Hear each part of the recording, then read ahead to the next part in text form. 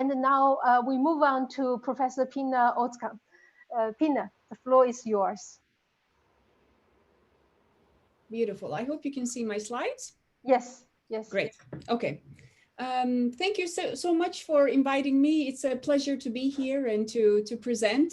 And this work actually follows really nicely what Sonia has told us, because there are so many elements that are very similar, kind of very much on data being the center of all transaction right now, and how industries are changing based on data-based businesses. So my topic today is platform disruption in regulated markets, and I'm going to give a general picture to you, but I will from time to time tell you how certain things are either stopping or accelerating because of COVID. So to start with, some technology trends very quickly that we're all aware of, but the interesting thing is to actually combine them into one. Even before COVID, large businesses were looking into disruption by new business models, and this ICT predicted this to be around 30% before COVID, and then now they're saying, we don't know exactly because we're not after COVID yet, but it's going to be over 50%. The rate of digitalization and the change in business models is really huge. What we also see is that as more and more businesses become digital, we see that traditionally separate businesses actually realize that there is a synergy in combining data and doing more with it. So businesses that are traditionally separate are also becoming much more connected. As users, as consumers, we are generating a lot more. A lot of you will be generating data as soon as you get up to get your coffee today, and to when you talk to your family members, probably Alexa or Siri will be listening in. And so whatever we do, in a sense, we are creating data. And what we're also starting to understand is that more data means better analysis, and we can demand that. If you watch the latest Netflix movie, the Social Dilemma, you see there's a very nice quote there which says, like, if you're not paying for it, you are the product. Now, if we are the product, then what is it that we get in return? Which is that we get better, more tailored services through analysis of our data. What this does, of course, all of this points to the rise of data-based and AI-based businesses. And in particular, the ones that combine data across industries are going to be even more powerful, which is natural because, this is, it's the more the data you have and the more advanced your data analysis skills, which if you've done it over time, then the more advantageous the situation will be for you. And we see this in numbers, very quickly. If you compare BMW to Uber doesn't own any cars, very kind of asset-light business, and yet has surpassed BMW in market cap. Airbnb versus Marriott, Airbnb doesn't own real estate and has surpassed Marriott, etc., etc. So what we see is that data is really driving businesses to take over industries. And we see this in the most profitable, most highest revenue businesses over the world. And while 15 years ago, only one business, Microsoft, was in the top 5 in terms of revenues, now it's all taken by GAFAM firms, which is a really striking change in just 15 years. What's interesting, though, is that platforms have typically avoided highly regulated markets. And, if you are familiar with the Platform Revolution book, there's a section there that talks about why this has been the case. And, typically, if you, as strategists, what we talk about is that there's high entry barriers into regulated markets. And this is because you need to comply with certain regulations to enter, you need to comply with regulations to operate, and you need to be monitored the whole time. And in addition, certain sectors like healthcare are actually state dominated. So you couldn't offer something, because the state is dominating that particular role in the market. So there are many reasons why highly regulated markets have basically been kind of left alone. But we see that this is not anymore the case. And in particular, we see significant signs of disruption in healthcare, education, and finance. And here I have a few examples for you. So Google has announced that in 2021, they're going to start to offer bank accounts, checking or current accounts in the US. Amazon has already bought an online pharmacy called PillPack in order to strengthen its own platform with prescription medicine sales. And NHS has, even before COVID, has trusted Google with its data in order to get better diagnostic services, AI-based diagnostic services. All right. So what we've looked at the Oxford Future of Finance and Technology initiative is to understand what patterns and what catalysts, what reasons there are in platforms entering regulated markets, and what are some of the trends that we see. So I'll quickly give you the situation from finance.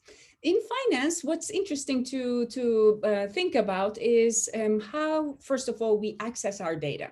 And here, if you're like me, who has a bank account with a traditional bank, and I've been with the same bank for many years, then the way that you access that is that either online or through your phone, you go to the proprietary app of, say, HSBC or Lloyd's or Bank of America, and then you look at the data, and then you may move money or you may do some interaction, and then you get out of it.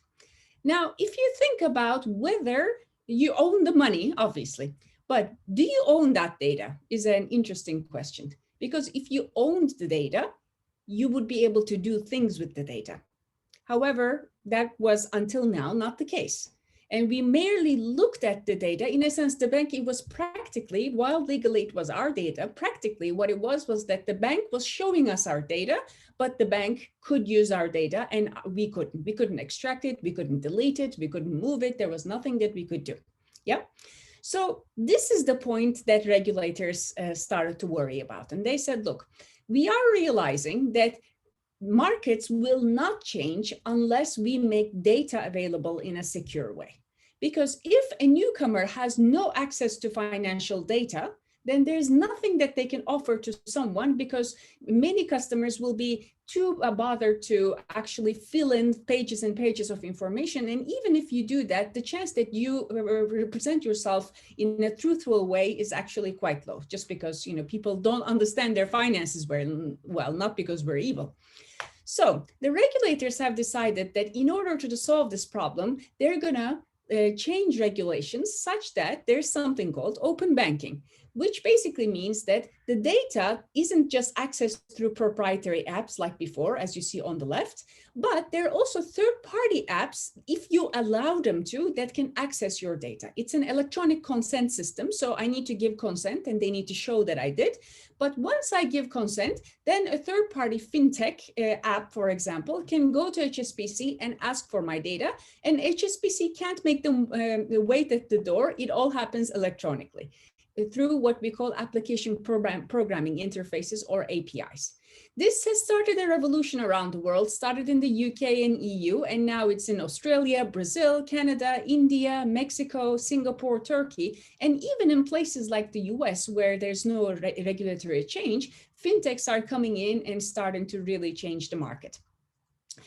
Here are some of the fintechs that, for example, on the right-hand side, you see the HSBC app in the HSBC online page in the middle, with banking, browsing, borrowing on the top, investing, etc. And around it, surrounding it, are all the different fintechs that were founded to attack that same service. So there's a lot more competition happening now, which is great for us.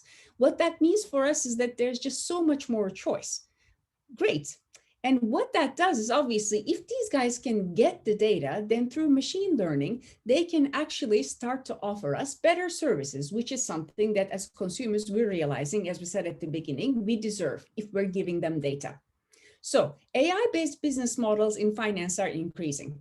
You see marketplaces, for example, Monzo, Starling, etc. You have heard of some of these names. These guys are actually trying to create online marketplaces where they offer only one part of the whole thing, just like Amazon does, but the rest of it is actually collected from all the different complementers that get on that marketplace. So we did some research. We talked to these guys and we tried to understand whether this is a business model that can work. What we saw as the main issue is that because finance is an industry where both data and assets are considered sensitive, customers are finding it difficult to trust these guys entirely. If you look at the subscription numbers at these banks, you would not see that, because subscription numbers are actually quite high. I myself have a Monzo account and a Starling account. However, that doesn't mean that I'm putting my savings or depositing my salary in there. So while these platforms are populated with members, there's actually low traffic, low volume of money in there. And what this means for them is that they're having a hard time breaking even. And you see every day in the news, digital banks and fintech challengers must generate profits. We don't want another Uber situation where they're kind of keep riding on investor money. What is the future? And recently, just a few days ago, the CEO of Monzo stepped down saying this business is killing me. So what we see is that these guys, the entrepreneurial new entrants into finance, are struggling. Why? Because they don't have the customer trust, as you see in the upper left. When they don't have the money, they cannot work on the technology to make their systems resilient because the banking requires a really expensive infrastructure. They can't grow internationally because regulations are different everywhere. And so they're having a hard time really making it and growing their platforms.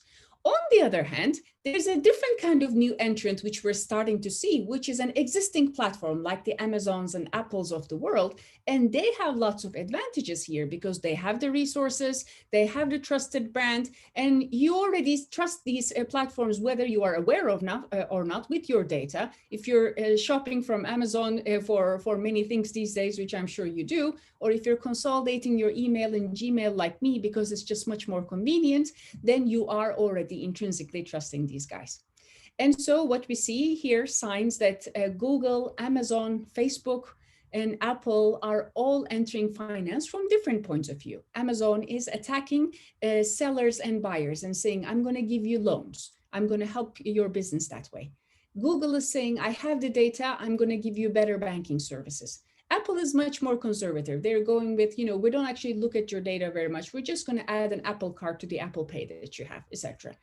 And as Sonia said before, Facebook, we may not think of Facebook as a trusted party here in the developed world, but Facebook actually has the advantage in the developing world that many people in rural parts of the world have a Facebook account, but they don't have a bank account. This means that Facebook can help them make payments and they can really leapfrog to a situation where they are dealing with cash to dealing with a social media platform enabling their payments. So this is also huge there. Overall, just to wrap up, what we see is that what's happening in finance is not unique. We see it in education, as you see Google taking over the classroom by inserting cheap hardware into the classroom to capture data which schools haven't been able to so far. Google again, and similarly, Microsoft have deals with NHS and US hospitals in order to provide AI-based diagnostic services which can save lives and money. And Amazon, again, doing more and more online prescription sales.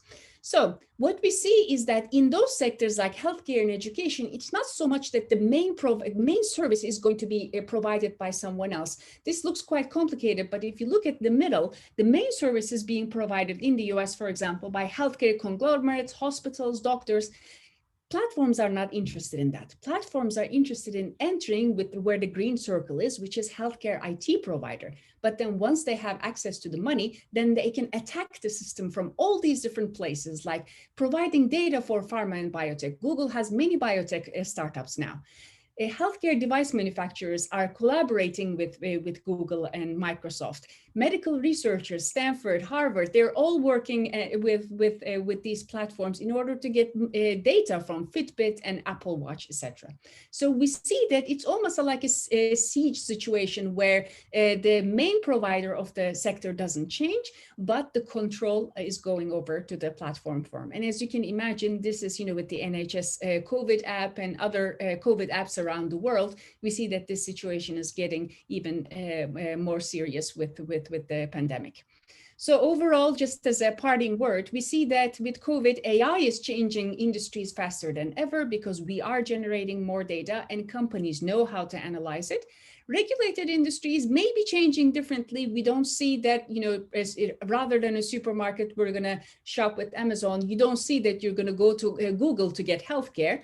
But that doesn't mean that those sectors aren't changing. The power structure is actually changing in those industries as well. So that's all I wanted to say. Thank you so much. It's been a pleasure. and I'm looking forward to hearing the next speaker.